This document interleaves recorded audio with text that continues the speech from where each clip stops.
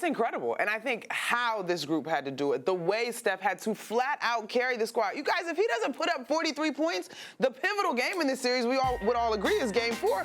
We don't know if it plays out this way. And so I just think the tremendous gratitude from the collective. We've seen Clay get a little weepy or very thoughtful as he talks about the time that he missed with his injury. But even Steph, when he talks about this one hitting different, I asked him about that as we got ready for games, and he just talked about the confidence that the role players had, the way that he, Draymond, and Clay could get back on the floor, and it was like they hadn't missed a beat. And so I just think there's such a tremendous amount of gratitude because I don't know if we remember this, but they weren't even in the bubble. Like, they were not good enough to be there, and here they are. They had the worst record in the NBA what is now 3 seasons ago. 2 seasons ago, they wound up losing out in the play-in tournament, and now here they are, NBA champions. And here's something you never thought you would hear us say. How about the defense that Steph Curry played, particularly last night? Jalen was harping on that in our post-game show last night, that they were hunting him out, and he was ready for the challenge. He was great on both ends of the floor last night. Absolutely. And Greeny, what we don't give him enough credit for is being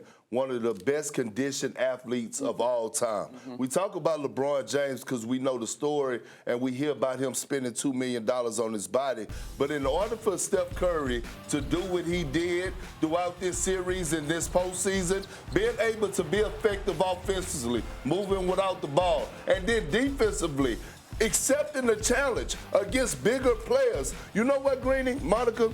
It speaks to the culture as well of the Warriors, which one could argue and say they might have the greatest culture of all time. When you start from the bottom and you look up, you look at Draymond Green, a second-round pick. Yes, Steph and Clay went lottery, but they built it up from the ground surface. And it's almost like a plug and replace. You look at Andrew Wiggins, a guy that people gave up on, doubted because he was the #1 pick, came in and looked like a version of Scottie Pippen in the finals He did. Right, and then all of a sudden, Gary Payton II, who played a lot of great minutes and meaningful minutes in the finals, a guy that was on a non-guaranteed contract when he walked into training camp. This is the culture, one of the greatest coaches of all time, and Steph Curry has embodied that. He don't talk a lot, but his leadership goes unnoticed. Let's talk about that, Wendy, for a moment here. I think that's a really important point that we're making as we consider whether or not the word dynasty is appropriate for this group, and that's a debate I have a feeling we'll be having all summer, and all of us define that somewhat differently. But it will be defined, first and foremost, by Steph. They have an all-time great player. These will be Steph's teams as we remember them. But they will also be defined by this culture, by their resiliency, by not being a group anyone expected. If anyone had told you when you watched Draymond Green play at Michigan State that he was going to turn into a Hall of Fame player, you would have laughed them out of a room. This is a group that has really done it a very different way than most of the other historically great teams, Wendy, that we have seen. Yeah, and I think typically we don't see a team win a 4th title and we have a different opinion of them. Typically, when we saw the Bulls, when we saw the Spurs, when we saw, the Lakers, with Kobe, we kind of knew who they were. This team showed us a different side of them, even though it was a lot of the same players. And one of the things that I will take away from this is Steph would admit to you he didn't play his best in the finals in the past. He was not a dog. He had a lot of great games, but he didn't put his best foot forward. And had he not put his best foot forward in this series, they don't win. He bought them time to get better. If you look at this series from front to back, Draymond got way better. Klay Thompson got way better. Gary Payton Jr. got his feet underneath him and got better. I would even argue that Steve Kerr, his lineups early in the series weren't working out. He made a lineup adjustment, figured out how to do it. He got better. And so it was really Curry playing a role of sort of all-encompassing star that he had not played before. We'd seen him play it many times in regular season games and other playoff series. We'd never seen it at this level. And so, in a way, even though they had to deal with some adversity, the way it played out was a perfect opportunity for him to satisfy not only the doubters, but to satisfy himself. Because he was proud of himself. I know that in the moment he was saying, now you have nothing to say, but I got to believe deep inside he was extremely proud of the way he performed under this pressure.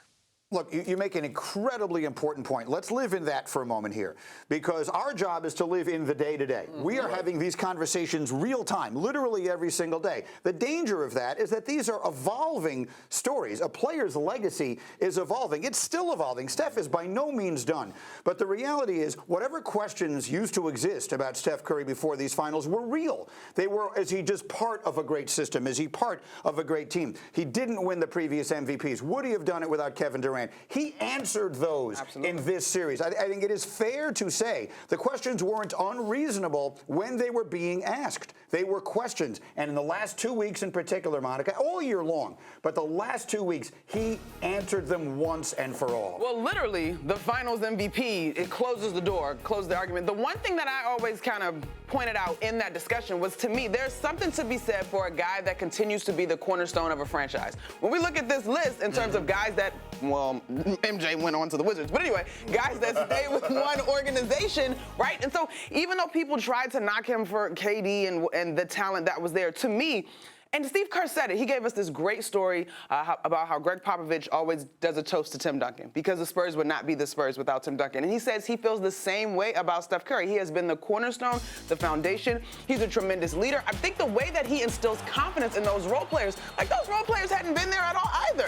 He said to me after he didn't hit a three in Game 5, he's like, you know, all good things come to an end, and he's just thankful that he had the support that he had that could step up in such a big way. This has not been an easy road for him physically, mentally. I'm sure he's been challenged as a leader, because I imagine you get frustrated with some of those young guys at points. But shout out to the Warriors organization. Yeah, it is a slightly remade team, and there's a lot of little pieces. They don't win this championship without Andrew Wiggins. There's no way they win this thing without Wiggins playing the way he played in Games 5 and 6. And oh, by the way, did anyone mention Steve Kerr now has 9 NBA championship rings? 3 of them with Michael Jordan, 2 of them with Tim Duncan, and 4 of them now with Steph Curry.